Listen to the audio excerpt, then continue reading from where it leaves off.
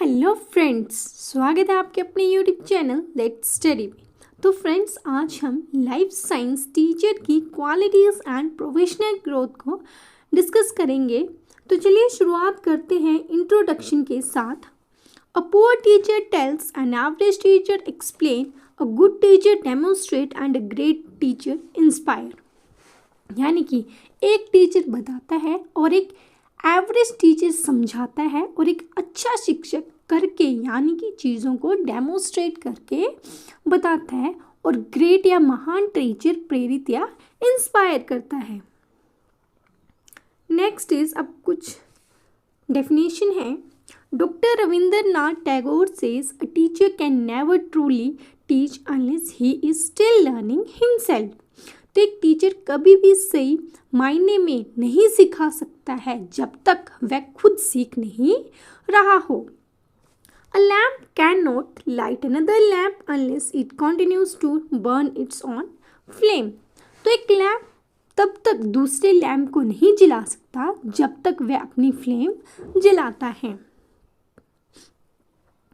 Next is In a democracy, a teacher is a good citizen who fulfill all his duties। तो democracy या लोकतंत्र में teacher एक अच्छा नागरिक होता है क्योंकि वह अपनी ड्यूटीज़ को या अपने कर्तव्यों का पालन करता है। तो कॉलेज और कम्युनिटी में साइंस टीचर एजुकेशनल प्रिंसिपल्स और नीड के अकॉर्डिंग नॉलेज को इम्पार्ट करता है। His knowledge should be correct, complete and novel। तो शिक्षक का ज्ञान सही, पूर्ण और नवीन होना चाहिए। He should teach theoretical, experimental and practical aspect of every topic। तो शिक्षक को हर एक टॉपिक के theoretical, experimental और practical aspect को पढ़ाना चाहिए। Next is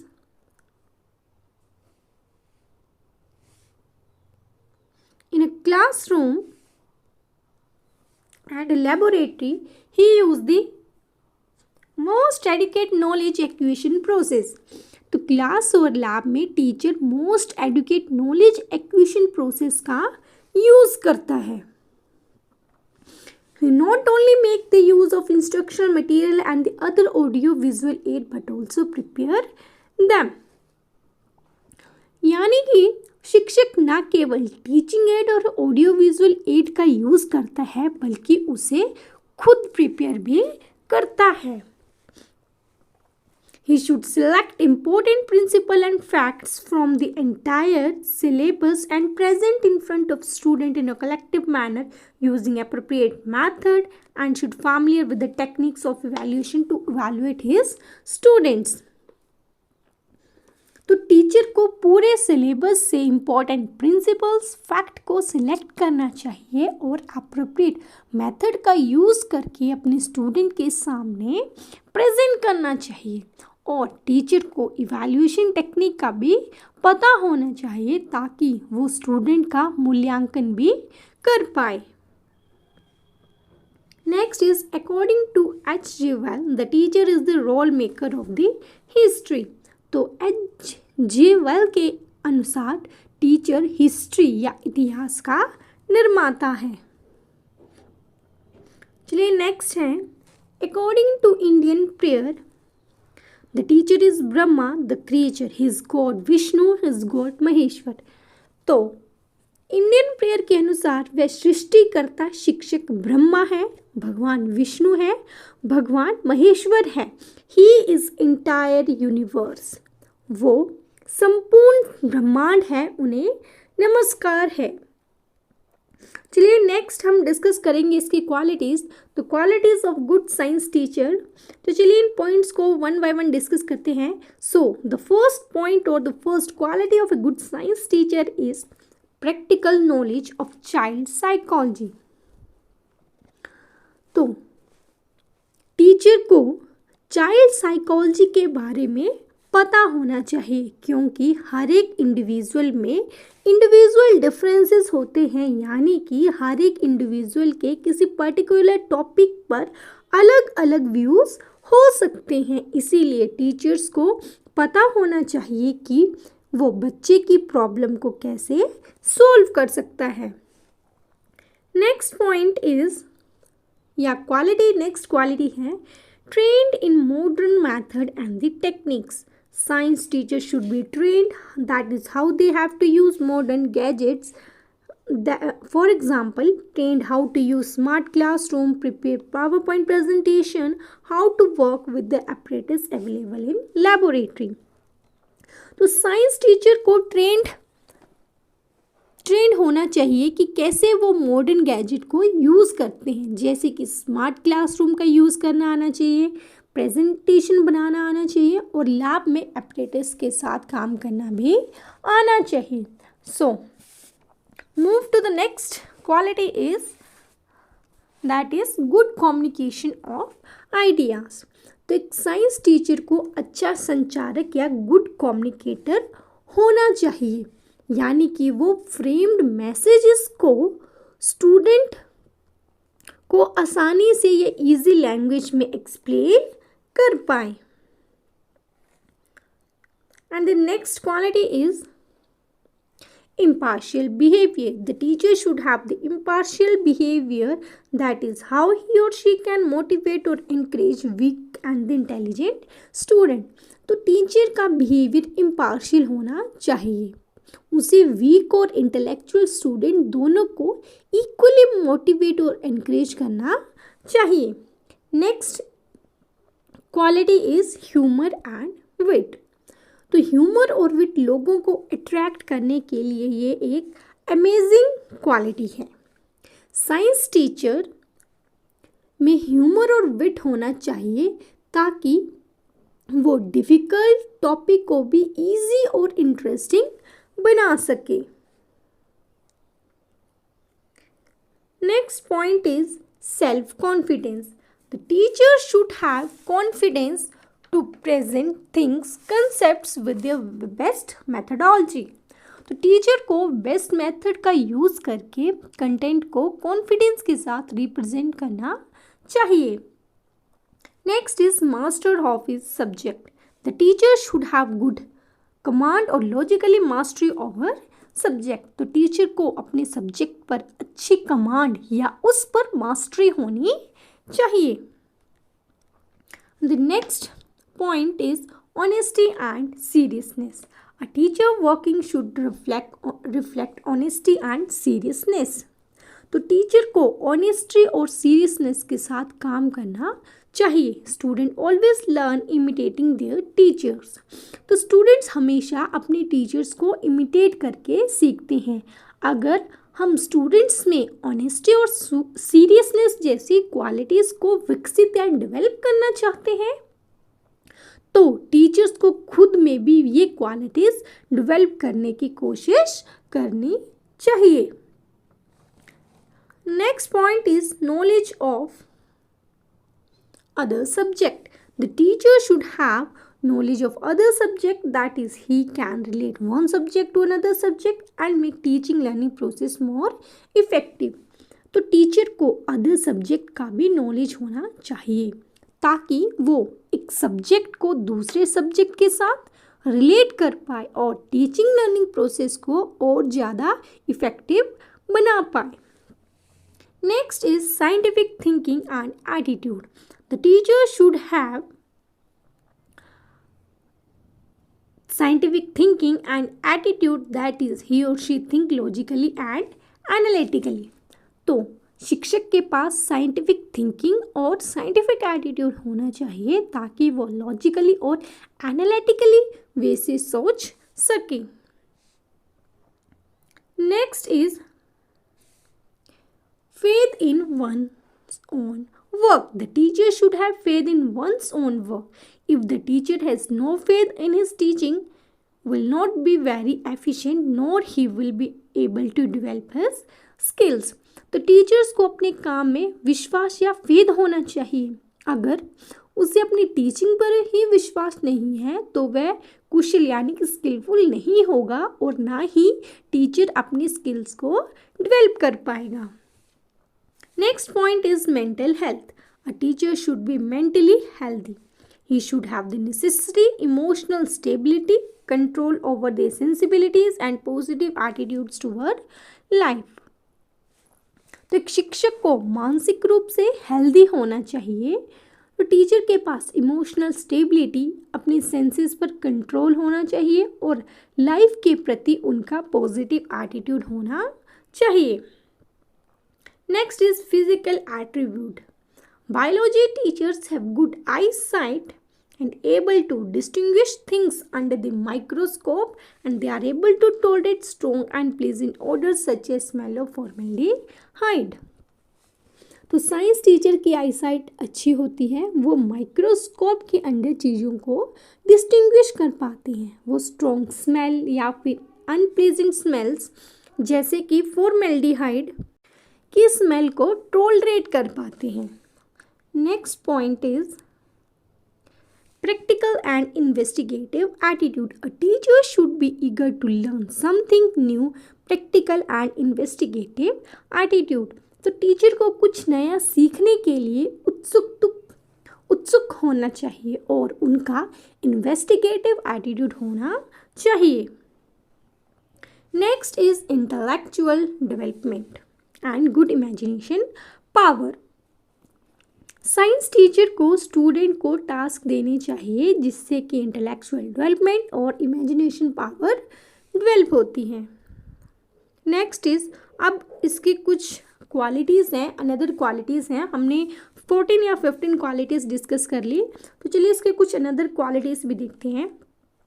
तो first is proper presentation, have parental behaviour in front of student, easy and interesting language, good thinking power, sharp reasoning power, patience and endurance. तो ये भी another qualities हैं, another qualities of science teacher.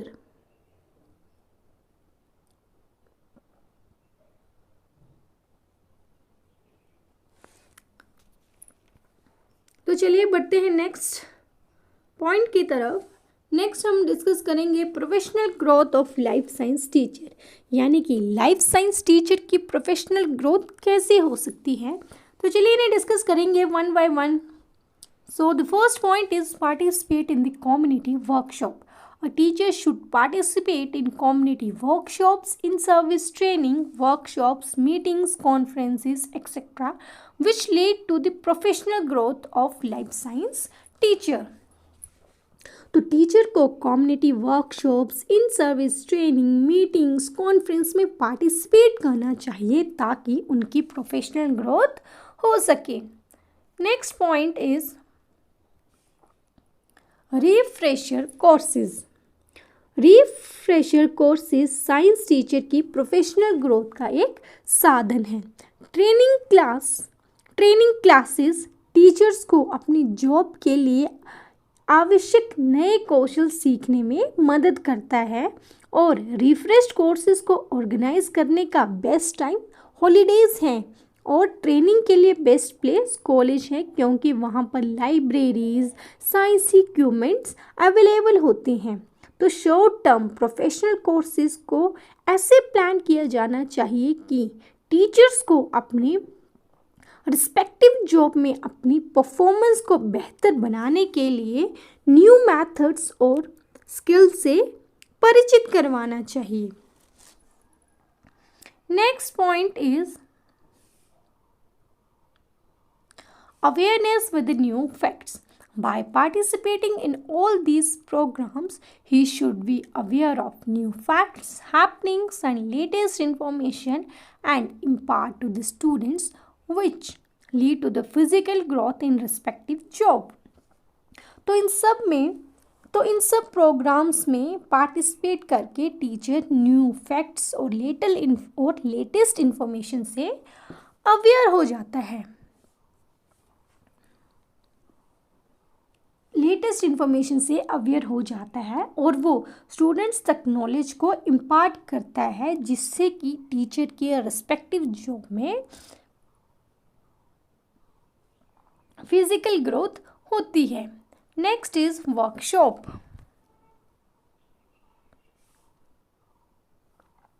Workshops are the means of the professional growth of the science teacher. तो workshops science teacher की professional growth का साधन है। By organizing workshops teacher will have more hand on learning on a particular concepts. तो workshops को organize करके teachers का किसी भी कॉन्सेप्ट पर ज़्यादा अच्छी पकड़ हो जाएगी। Teacher growth will take place not through individual study only but also through their intercommunication with the other teacher and can also have hand-on tools। तो टीचर का विकास केवल इंडिविजुअल स्टडी से ही नहीं बल्कि दूसरे टीचर्स के साथ कम्युनिकेट करके भी होगा। Next point is reading well-established websites and journals। Established websites provide wonderful ideas and inspiration to teacher। तो वेबसाइट्स और जर्नल्स टीचर्स को न्यू आइडियाज़ और इंस्पिरेशन मिलती है। Further professional journals can help to enhance their lesson throughout the curriculum। तो professional journals lessons को enhance करने में भी मदद करती हैं। Next point is study groups। The teachers of the similar profession may organize study group। Each member of the group contribute materials and ideas on the topic during discussion to have benefit in a cooperative way। तो similar professions के teachers को study group organize करना चाहिए। किसी topic पर discussion के time पर हर एक टीचर को न्यू आइडियाज़ प्रेजेंट करने चाहिए ताकि सबको कोऑपरेटिव वे से बेनिफिट मिल सके। Next is conferences.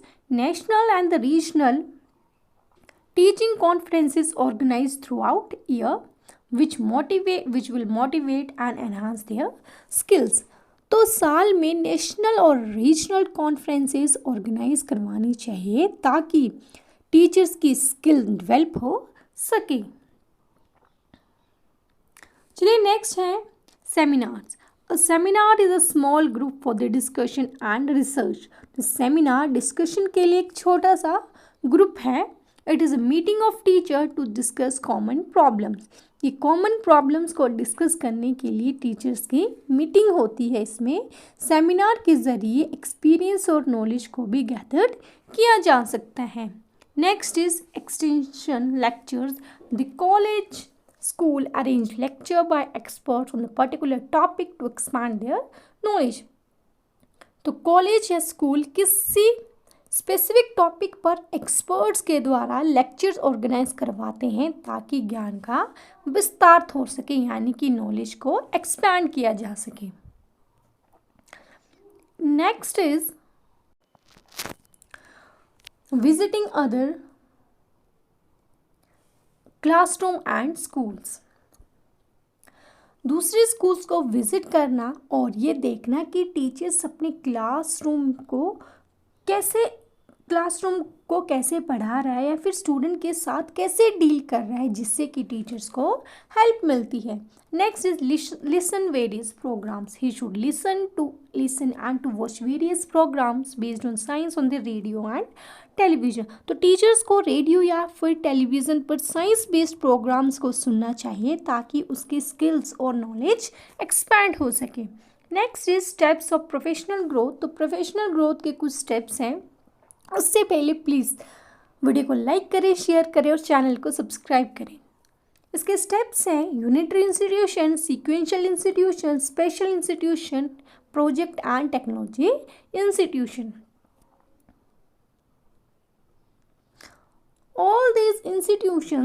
All these different type of institutions are run in India for offering an in-service training. The basic aim of these institutions is to keep life science teacher abreast of changing subject। तो ये सब institute India में इन service training provide करने के लिए चलाए जाते हैं। इन इंस्टीट्यूशन का उद्देश्य या फिर मेन एम यही है कि साइंस टीचर को बदलते विषय से परिचित करवाना है। That's all for the today's friends. अगर आपको वीडियो अच्छी लगी हो तो प्लीज़ वीडियो को लाइक करें, शेयर करें और चैनल को सब्सक्राइब करें। चलिए अब हम मिलेंगे नेक्स्ट वीडियो में।